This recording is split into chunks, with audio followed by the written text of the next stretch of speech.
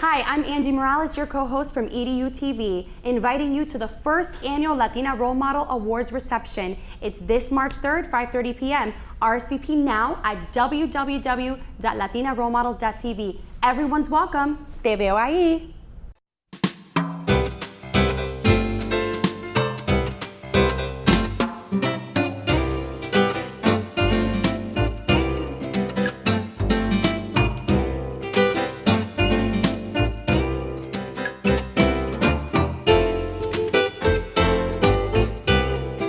Good evening and welcome back to another edition of Latina Role Models. I'm your host, Sandra Rivera, and today we are speaking with Valerie Morales. Welcome. Nice.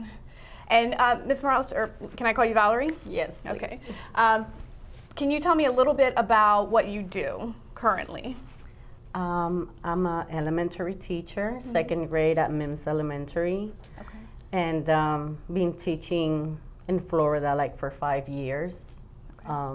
I was teaching first in Puerto Rico. Okay, and that's where you come from. You were raised in Puerto Rico. Caguas, Puerto Rico. Okay, Can you tell me a little bit about how you were raised, your upbringing, and the environment that you were in there? Well, it's sad to say it was a bad neighborhood, and a lot of drugs, shooting, and I was raised by my grandma. Okay. My dad died when I was 6 years old, and I met my mom when I was 20 years old. Have my first baby at 17, but always went to school and finished my career, had my bachelor degree. Now you mentioned earlier off camera that when you were getting your own education, you had to endure quite a bit, something that maybe a lot of kids don't have to experience when they're just walking to school. Yes. Right in front of my grandmother's house, we had like people dealing with drugs. Then they were like shootings, and it was difficult. I had to walk to school all the time, and you encounter a lot of danger. Being the only child, I didn't have any brothers or sisters, so it was tough to defend myself and all that.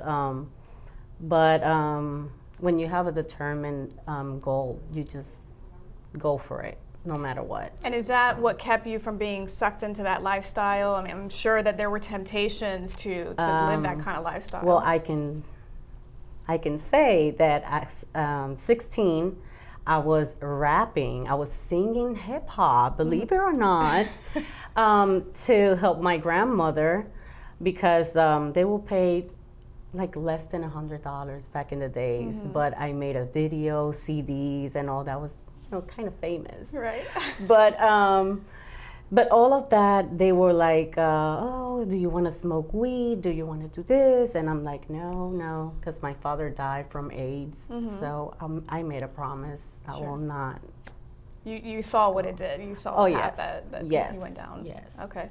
And did you have that strong support from your grandmother to help you ignore all of those temptations? Yes. Okay. Yes. She was really strong. She raised me by herself, but she was really, really a strong, independent woman. And that's like my hero. And it was difficult. I also struggled with domestic violence at a younger age. I got bit on my face and a lot of stuff. Sure. But you faced your challenges. Yes, yes. And that's why I'm here. It's an honor to be here and just speak to the young girls and say, you can do it no matter what. You just have to go for it and think that in life, there's always somebody that have been through it and survived and succeeded. Sure. So. Now you said you had your first child at 17. Yes. You went on to pursue your postgraduate degree. Yes. And was that in education? Yes. Okay. And where did that path take you at that point once you got your degree?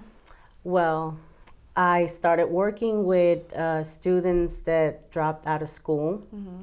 And I remember my first day, they started fighting in the classroom, and I have a pregnant student. And she's like, oh, stop fighting. Give her a break. It's her first day. And I am like, I was 25. And I'm like, oh my gosh, am I doing the right thing? I don't know. But then I just kept talking to them. I saw this student that he was missing my class a lot. And I went and checked his address. Went to the neighborhood, which I knew it was a bad neighborhood, and sure enough, he was dealing drugs at the corner. So I rolled my window, and he's like, Miss Morales, what are you doing here? And I'm like, well, I wanted to know about you because you're being absent like a whole week. What's up? And he says, well, I had to be doing this to help my mom and all that. I said, I need my essay for tomorrow. So no excuses. No excuses. And he's like, what is she doing here? And then his friend is like, who is that? My teacher. And I'm like, but then when I decided to move to Florida, oh my goodness, they were like, we can help you pay your bills. Don't go, don't leave us. And I was like, no, I have to go. But so what brought you to Florida? well, when I met my mom when I was 20, her mother, which is my grandma, she said, well, if you really, really want to have like a better opportunity, you should look into moving with your grandma to Titusville, Florida. So I came like for vacation to get to know the place, fell in love, and I'm like, I can do this. I can get to know my mom, part of the family, and just continue with my dream. Sure. And you mentioned earlier that you started teaching in Florida, and it was rough for you. It was rough.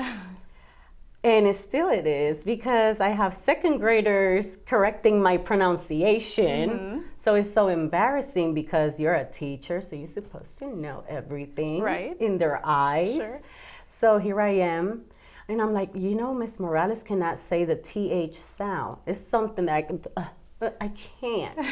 I'm from Puerto Rico, and they start, like correcting me, and then I'm teaching them every day after I walk them to the lunchroom. I teach them some words in Spanish. So it's like, you get some Spanish, I get some English. That's right. Everybody's teaching each other. Exactly. But it's hard when you do like parent conferences and I'm talking with parents and I have to write down everything and give them a copy. Right. I'm like, can you sign now and I will give you a copy later? Because I have to like proofread everything and check grammar and all of that. So it's hard, but And even knowing when you came to Florida, knowing that you had that you were going to struggle like that, you still did it anyway. And how do you get over that fear? I mean, because a lot of people are too afraid to go down a different path or a path that's unfamiliar to them because they feel like maybe they don't have all the tools they need to be successful at it. How do you overcome that? I will say it's just determination and thinking about my kids. I said I have to give them a better life than what I experienced. I love my island. In fact, I'm going back in May, but you just have to give them the best that you can. And that pushed me every day. I'm like, okay, I don't have this support right now. My grandmother was still in Puerto Rico. I was living with this other grandma that I didn't know that much about her. So it's like, okay, you're the guest in the house and the kids can eat to a certain time and then you go back to your room. Right. But it was like, I need to have my apartment, I need to have my own place, and I just need to succeed here. So you had your goals in place and what you needed to do to get there. Yes. Okay. And now you teach second graders in Puerto Rico. You were obviously teaching older kids. Yes. Do you find that teaching the younger students now in the public school system, do you still have the same issues with the family problems at home with these kids that you're dealing with? It's sad that even at that level, second grade, you have a lot of emotional issues. They come to you and you have to be the mommy, you have to be the nurse, You have to be the counselor. You have to be all for them. And they come hungry. They're not paying attention because the stomach, you know, I'm just hungry. Or Miss Morales, my mom and my dad fought last night, and I don't know what am I gonna do. And they shut out the electricity. I mean, a lot. Things that they should not have to deal with. Exactly. And I'm like, I just leave the academic alone for 10 or 20 minutes, and I just need to listen to them and advise them. Right. And I guess coming from your background as well, even though you had the support at home, you know, you went through a lot of the situations, or you saw a lot of the things that they're experiencing in their household. So I guess that helps when you're talking to them. There's a lot of kids that and that amazed me, that their parents are in jail. So every time we were drawing something in the classroom, they always draw like the cell, you know. And I'm like, oh, so your mom is in jail, your dad is in jail. Or guess what? Miss Morales' mommy got in jail by driving, you know, under the influence. She was drinking, and they just bonded with me like, oh, she's just like us. Right. You know, it's not like, oh, this teacher, she never suffered, she's perfect, and we're the ones, you know. I'm like, oh no, my mommy did bad choices, and now she have consequence. Sure. And that's what happened in school too. So I tell them. And it's a good example for them too, because you're the product of your mother and father, and say, look, you know, I'm here, I'm teaching you, I have a job. You don't have to fail just because somebody else failed. Exactly. Yeah. Yes, that's what I always tell them. You don't have to follow. If your cousin or your uncle or your mommy's doing this, you want to be good, you want to do best, you want to do better. So you have to do the right thing. Right. No matter what. Right. And just quickly going back to when you were teaching some of the older kids for that period of time, did you feel like you were able to make an impact in their lives by your involvement? Oh yes, sure. I still have them in my Facebook. Oh really? Actually. Yes. And you can keep tabs on them and remind them. Yes. Good. And so what's next on your agenda? I mean, you're teaching second grade now. I mean, is there, do you hope to continue teaching in the public school system? Do you hope to I love my job, but I really like when I received that email from Danny saying that you get to go to high school and talk to young Latinas, and I'm like, that's it. I will love to share my story. I will love to just give them advice, talk to them, and say, hey, don't worry, you got it. You got this. You got this. Yeah, so. I mean, you definitely are a visual mentor for them, whether they ever speak to you or not.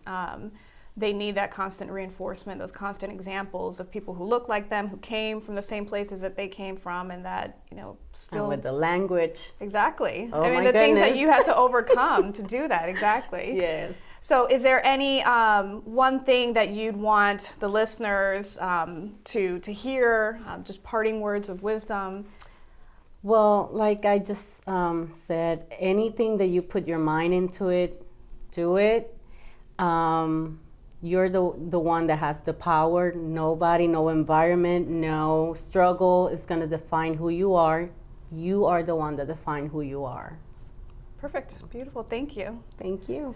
Well, thank you for joining us at Latina Role Models. Stay tuned for another episode. Hi, I'm Angie Morales, your co-host from EDU TV, inviting you to the first annual Latina Role Model Awards reception. It's this March 3rd, 5:30 p.m. RSVP now at www.latinarolemodels.tv. Everyone's welcome. Te veo ahí.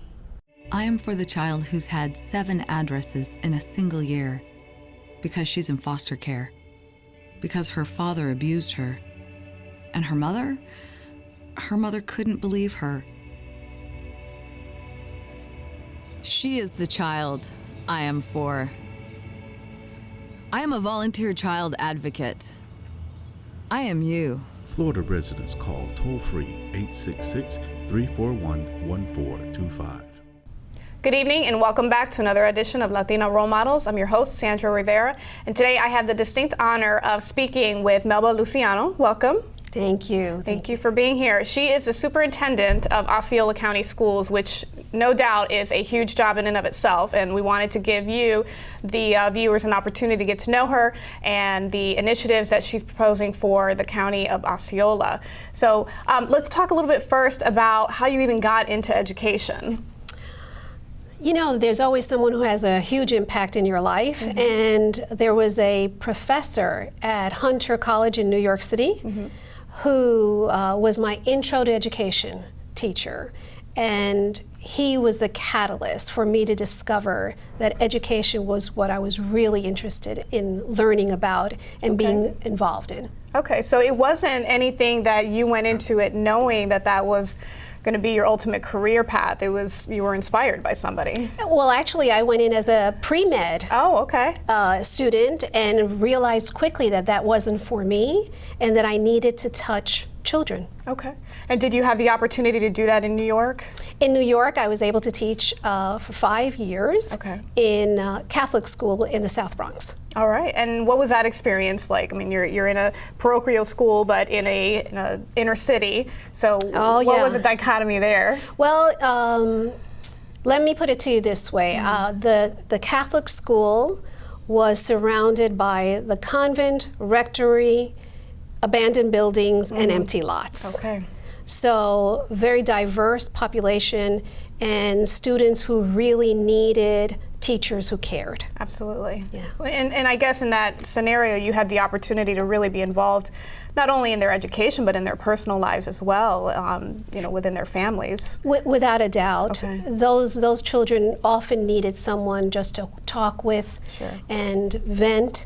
And in many cases, there may have been parents that, you know, were working several jobs, so they always needed somebody that they can just talk with and relate to. Right. So you taught there for 5 years, and then did you, at that point, come to Florida? I came to Florida. And what brought you here? My family, actually. My mother was here, and having small children living in the South Bronx, I said maybe there's a better opportunity elsewhere. Very close-knit family, obviously. Right. So my husband and I packed our kids and came here. And believe it or not, I worked for SeaWorld for 2 years, giving out maps and tours. Okay. So as I was giving those tours, I realized I was teaching again. Right. And decided to come to Osceola County and pursue a position here. Okay. And you did that. And throughout the years, you went from teacher's assistant to teacher, assistant principal, and you followed the ranks. Well, it was amazing because the first job that, as you mentioned, was an assistant in a classroom. Okay. And then as time progressed, I became a teacher, then realized that I felt that I could probably touch more children if I became an administrator. So I became an assistant principal and principal. Then from there, again, felt that I could reach more children and came to district office as an assistant superintendent. Okay. And then fortunately, 4 years ago, became superintendent. Absolutely. Now, what kind of challenges did you face when you first came into the Osceola school district system? I mean, I imagine in the years that you've been involved with it, it's changed dramatically. What kind of things did you encounter here, or issues did you encounter on that rise? Well, that's a really good question. I think that the greatest challenge was probably the influx of non-English speakers. Okay. So obviously for me, that was not a problem. Right. But that's when all of a sudden teachers realized that they had to have professional development to work with those non-English speakers. Sure. So that was what I observed to be one of the challenges that we had here. And I imagine with that there was a sense of urgency too. I mean, you have these children who have to be educated. Their English is their second language. There has to be some urgency to address their needs. There was no doubt about it. And so immediately I was one of the first facilitators in providing professional development to teachers because of that, because I knew that children coming into a classroom who were a monolingual Spanish speaker, let's say, they were having a very difficult time. And having another child sitting next to them to translate was not the strategy. Right, absolutely, absolutely. So you became assistant superintendent, and then how did it come to be that you became superintendent? I understand that there were 2 previous superintendents that were pretty close in succession in terms of their periods of service and then their ultimate resignation. How is it that you came to be there? As you said, there was a transition, and I was the 3rd superintendent in 15 months. Okay. However, a board member came to me and asked me, would you be willing to be an interim superintendent until we found someone permanently? And knowing what we had been through already in those 15 months with 2 superintendents that are leading such a huge district, I said that yes, I would do it. And did you have any reservations? I mean, it's a great responsibility to take on, and I know you were already involved with the superintendent's office. How did you feel? How did you overcome any fears about taking on such a huge role, if you had any? I knew it was the right thing to do. Taking the position was not about me. It was really about having some type of stability within our district. Having been here at that point, 26 years, having developed relationships and rapport with individuals, I felt that at least I could create a climate of stability. And so I was willing to take a risk and do it. Okay. And since you've been in the position, you have spearheaded quite a few programs in terms of outreach to the community, getting parents involved, stakeholders involved, businesses involved in caring about the district. Can you talk a little bit about some of the initiatives that are a priority for your administration? Well, what I realized right off the bat was that in the community didn't see us as being stable, right? And my job was to go out there, develop relationships, develop trust, and prove to the community that we can work together. So I had superintendent roundtables where we provided lunch for groups, whether it was faith-based, governmental agencies, hospitals, whatever, brought them in. But by the same token, I was going out a lot into those areas and speaking to small groups and sharing with them the vision and mission and the goals of our district.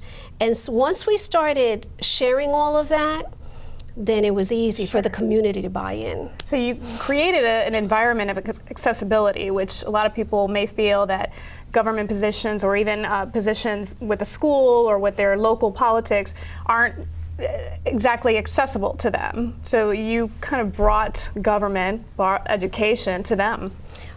We had to, because we have 61,000 students in our district. So think about that. We have 7,000 employees. So we are the greatest employer here in Osceola County.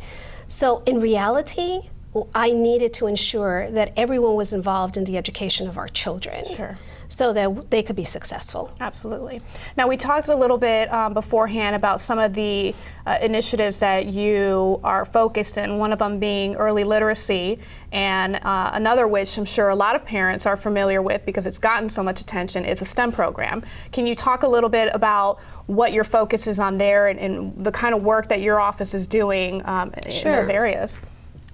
I'll just mention that, probably the first year that I became superintendent, in developing the relationship with governmental agencies, they said, we're willing to help you with the expansion of STEM. And monetarily, they helped us with $1.2 million, which was absolutely amazing. So we started with 2 STEM schools, and now we have 17 of them. And we also now have a STEM mobile lab, which are going into our titled schools. And children get this great opportunity of playing, because that's the way they perceive it. That's right. But these activities where they're actually learning, but walking out and saying, maybe I want to be an engineer, maybe I want to be a doctor. That's what we're looking for, to develop that love of the science, technology, engineering, and math. But as we're looking at that, we also started to discover that, we have this gap in literacy. And when I started looking at data in regards to how well our children are doing in kindergarten, what we realized was that we had a huge gap between the children who are coming into our kindergarten, because they take a kindergarten test at the very beginning. Okay. So there are so many children ill prepared for kindergarten that we've come up with a community-wide literacy initiative, and it's called Osceola Reads. And we're just starting the process right now. We have a marketing agency, but the objective is to get parents of children who are between the ages of 1 and 4 to go onto this free mobile app and start reading to children. Here's the great thing about it. It's in English and it's Spanish as well. So not only is it to develop that literacy skill, the love for reading, the love for listening to reading, but also for parents who have children who speak both languages but may not be literate. Right. So now, using this program, a child also will be able to read in Spanish and hear it in Spanish. Right. Now, and I think that's a great idea when you talk about a mobile app, because we all know these kids are getting younger and younger, knowing how to play with phones, knowing how to play with iPads, and I mean, that appeals to their senses, you know, and to have a book read to them, they might be more apt to listen and get engaged if it's on a piece of electronic that they are familiar with, they're comfortable with. Yes. So yeah, I think that's a brilliant idea, and this is fairly new in its inception, right? It's very new, yes. Okay. And again, the city of St. Cloud, the city of Kissimmee, and the county have again donated funds to help us with this initiative, because we don't want it to be a school initiative. We really want it to be an Osceola County reading initiative. Absolutely. So we're very, very proud of that. But yes, it just started, and we have a commitment for 5 years where we're going to be working on the marketing to get that information out to our parents. Okay, all right. And now I want to backtrack a couple months. You were recently honored with an award, Super Outstanding Superintendent Communicator of the Year. Yes. Right? And that basically highlighted all of these efforts that you've been making to kind of bring Osceola County as one. And you mentioned your slogan for Osceola County schools. Why don't you tell us what that is? I mean, it says it all. So. It is. I mean, better together. The way that I see this is everyone, a teacher, a cafeteria worker, a bus driver that says good morning as soon as you get on that bus. Every single one of us is responsible for these children. And so whether it is a mayor, whether it's a commissioner, a doctor, whomever it is, anyone and everyone that works in our community is responsible for ensuring that our children are successful. Absolutely, I agree. Now, for the parents who are watching who maybe have never heard of this program, the Early Literacy, can you tell them where they might go to look for that app so that they can engage with their children? All you need to do is go to OsceolaReads.com. Okay. And it'll take you through the process. Now, if you have a child in our school, the teacher will be able to give the child their super secret code. Okay. Kids like that. They love super secret codes. Well, thank you so much. Thank you for what you're doing in Osceola County. I wish you the best of luck with the program and much success. And for all the parents out there, I hope that you will log on to that app and check out what Osceola County has to offer. Thank you so much for joining me. It was a pleasure. Thank you so much. Okay. Thank you for joining us with the Latino Role Models. I'm your host, Sandra Rivera. Have a good night.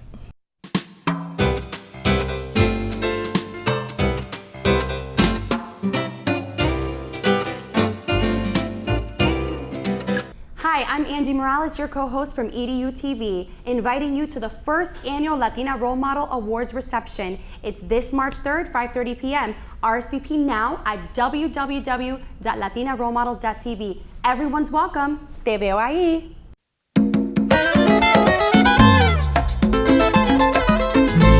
Hay baile en el vecindario, todo es fiesta y alegría, porque ya el boricua tiene la cerveza que quería. Hay baile en el vecindario, todo es fiesta y alegría, porque ya el boricua tiene lo que el boricua quería. Dame una boricua fría, para celebrar la ocasión, una cerveza boricua, boricua de corazón. Bailan mi viejo y mi vieja y cantan esta canción. brindando con una cerveza boricua, boricua de corazón. Una cerveza boricua, boricua de corazón. Una cerveza boricua, boricua de corazón. Una cerveza boricua, boricua de corazón.